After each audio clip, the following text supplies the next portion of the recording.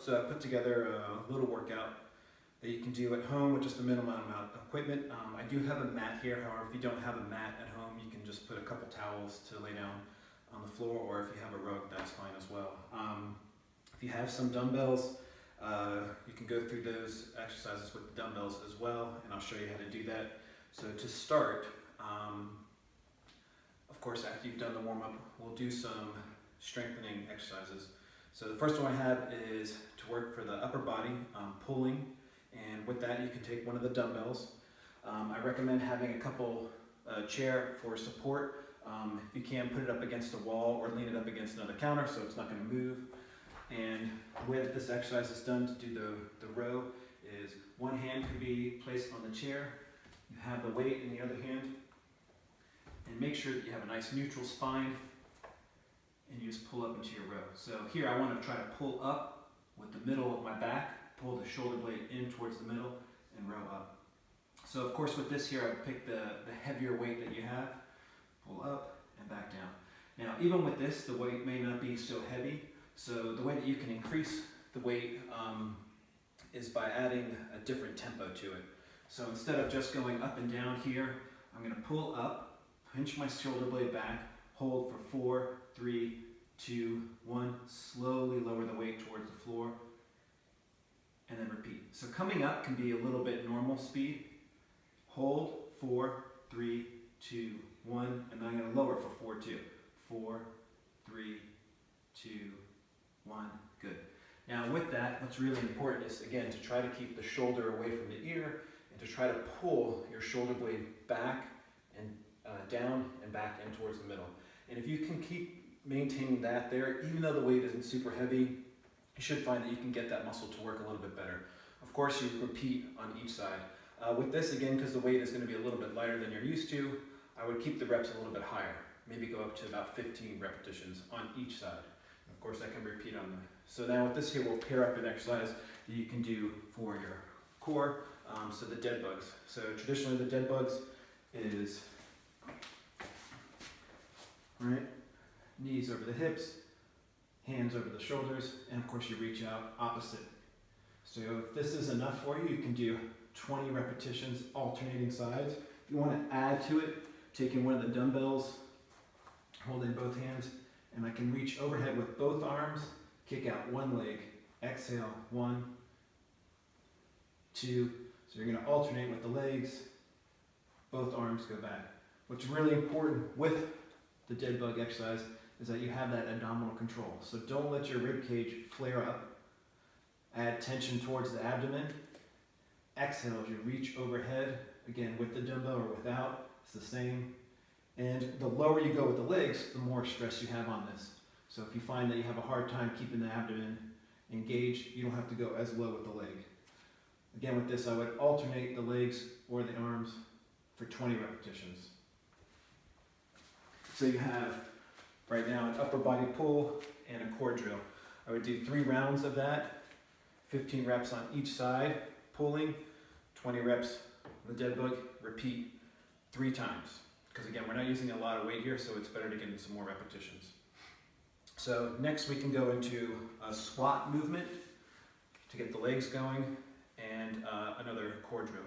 So I'll give you a couple variations of this. So with the squat, I can hold 2 dumbbells at my side, and I'll show you from the side here first. Right, I'm going to sit back into the hips, and then stand up nice and tall. And because we are not using heavy weights, I'm going to add in a couple other movements so we can get this legs and a full body. Right, so I'm going to go into the squat. As I stand here, bring the weight to the shoulders, and then you can press overhead. If you find that the pressing overhead goes too much into the neck or there's a little bit of a strain, you can omit that and just come into the curl, right? So again, it's a squat, sitting back into the hips. As you stand up, bring the weight to the shoulders. Squat into the hips, stand up, shoulders, and then if you want, add a press overhead. Squat, shoulders, press overhead. And with this here, you should be able to get in, depending on the weight size that you're using, at least 12 repetitions. And we're going to pair this up again, of course, with a core drill. So for this drill here, we have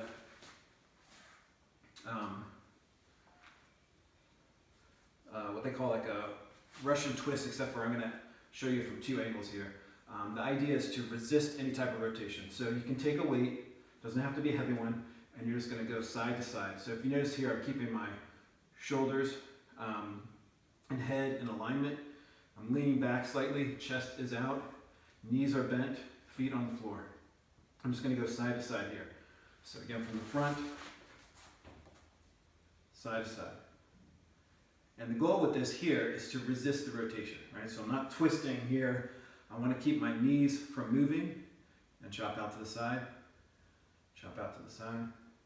So again, they call this a Russian twist, but we're adding an anti-rotation, right? So I'm not going to twist. I'm going to actually just let my arms go side to side like a wiper blade. And you can see I'm making a loop.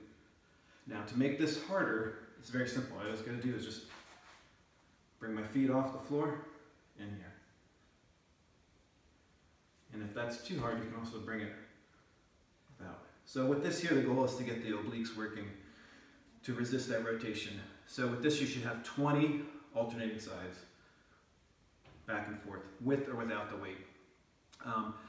And again, you can have this sitting up nice and tall, feet touching, or feet off the floor. So you have this, your squat, to curl, to press, and your anti-rotation here with the twist.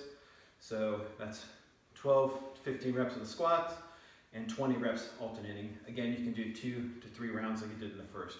And I pair those two together. So now another leg exercise, and then of course another core drill. So what we have here is, again, take a weight. We're going to do a side lunge and then an overhead reach, straight arm shoulder reach. So, looks like this, right? I'm going to reach out to the side with my leg into that side lunge. This leg is nice and straight. This knee is bent. And as I come up here to standing, with the weight on my right arm here, I'm going to reach up to shoulder height. So I have a shoulder raise and a side lunge. Shoulder raise and a side lunge. Now, to make this harder, of course, you can come up into balance, side, balance, side, balance. Okay? Of course, we'll repeat. So depending on the weight, if you have a 5-pound to 10-pound dumbbell, that's probably a good weight to start with. Left hand, now the right leg is going to step out. Here, this leg is straight. As I come up, again, I can add the balance or I can have the foot down. You don't want to go above shoulder height. You want that arm to be straight and not directly in front, just a little bit out to the side. What you're shooting for here is a nice diagonal pattern. So a nice side lunge, diagonally raise here. Okay, so that's a side lunge with they call it a PNF diagonal pattern. And with this, I'm going to recommend doing about 12 repetitions on each side. From here, we're going to go back to the mat on the floor and do a core drill, right, to get the glutes to work. So, done this before, right? Foot is flat, my right leg is extended, so my left glute is going to do the work here. All right, I'm going to push with the heel into the mat and come up. So the right knee equals the left knee in height, and then come all the way down. So I'm just pushing here with the glute, keeping my right leg in line with my torso and pushing up. A lot of effort into the glute.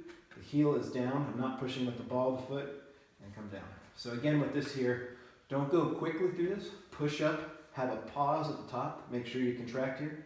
Slowly control it back down. Come up, pause at the top, control back down. I'm going to do 12 on this leg, switch, come up, 12 on this leg. Again, the knee is coming up to the same height, not going above it. The leg is moving in unison with the torso, and I'm pushing with the heel into the mat, contracting that glute.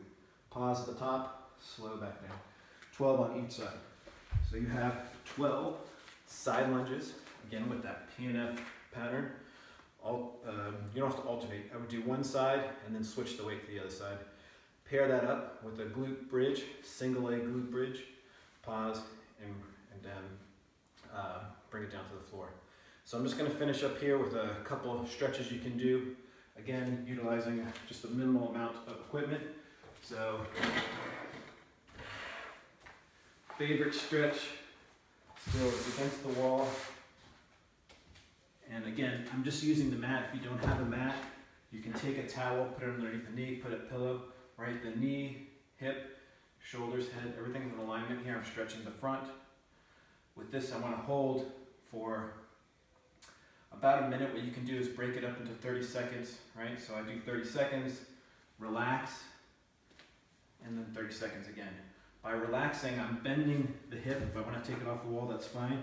I want to shorten that muscle and then go back into the stretch. You should notice too, after you have that little break, that you should get a little bit further into the stretch. And we'll do, of course, right and left sides. Now, going up into the neck, we have our shoulder, our upper trap stretch connects to the shoulder. So I'm going to go to the side here. Left arm is behind the back. Right hand is going to pull the side, just angled a little bit. So I want to keep my vision still straight ahead. I'm just going to tilt the head to the side about 45 degrees here. So I'm not really pulling very hard, just enough to feel that stretch going to the side. And again with this here, you're going to hold for 30 seconds.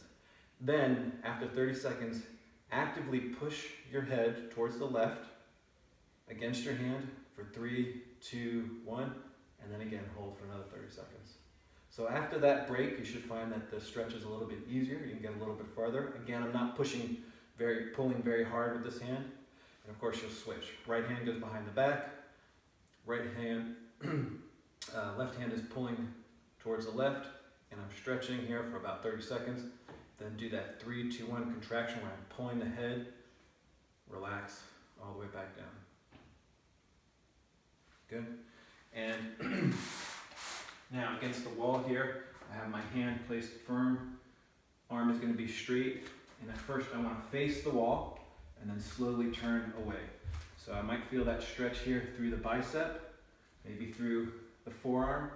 And again here, I'm going to hold about 20 to 30 seconds. Come back in, and then 3, 2, 1, back out again. And again, on the second round, you should feel that you get a little bit further away from the wall. Right and left sides, of course.